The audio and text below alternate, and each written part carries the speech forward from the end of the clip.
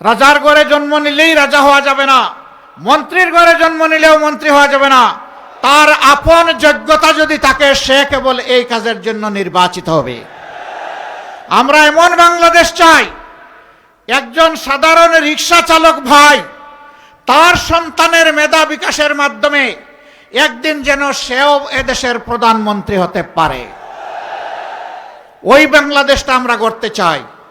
অতীতের বস্তা পচা রাজনীতি, যেটা ফ্যাসিবাদ উপহার দিয়েছে, এক না একতন্ত্র উপহার দিয়েছে, দুর্নীতিতে দেশকে চ্যাম্পিয়ন বানিয়েছে, ডুবিয়ে দিয়েছে, ওই রাজনীতিকে আমরা লাল কার্ড দেখাতে চাই। কি বুকে বাংলাদেশ আর হাতে বিদেশি? এই যে হোয়াইট প্লাস প্রো সেনসিটিভ স্কয়ারের। 18 কোটি মানুষের দেশে 64টি জেলার কোনো জেলা মেডিকেল কলেজ থেকে বঞ্চিত হবে না ইনশাআল্লাহ, এবং এটি হবে সরকারি মেডিকেল কলেজ। অলরেডি 33টা জেলায় আছে, বাকি 31টা জেলা বাকি আছে।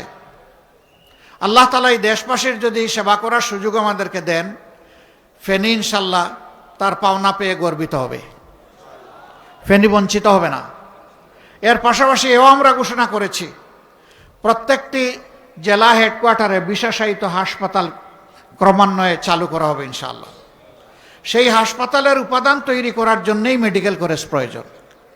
এখানে যে বাঁধটির কারণে আপনাদের দুঃখ, সেই বাঁধ এখনো নির্মাণ হয়নি।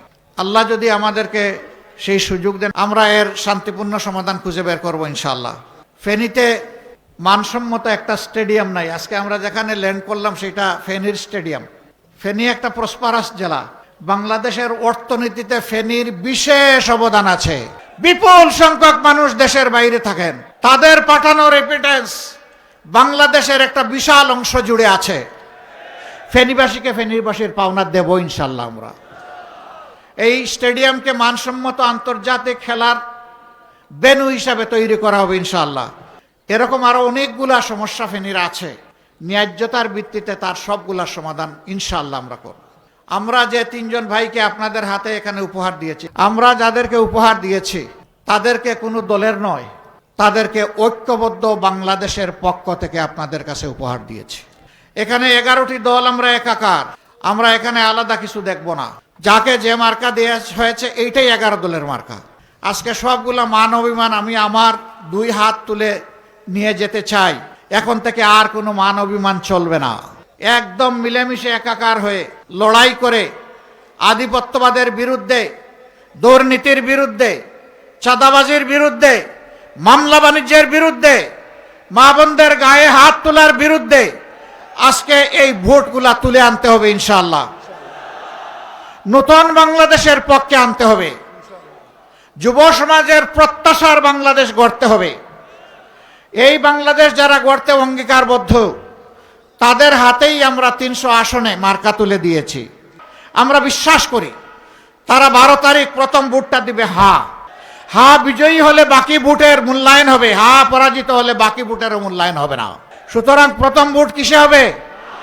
হা মানে আজাদি, না মানে গুলামি। আজাদি না গুলামি? লিল্লাহি তাকবীর।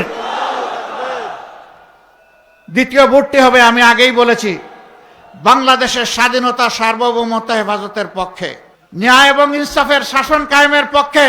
এই বাংলাদেশে রাজার ছেলে রাজা হবে, মন্ত্রীর ছেলে মন্ত্রী হবে, সেই সংস্কৃতির ধারা আমরা পাল্টে দিতে চাই।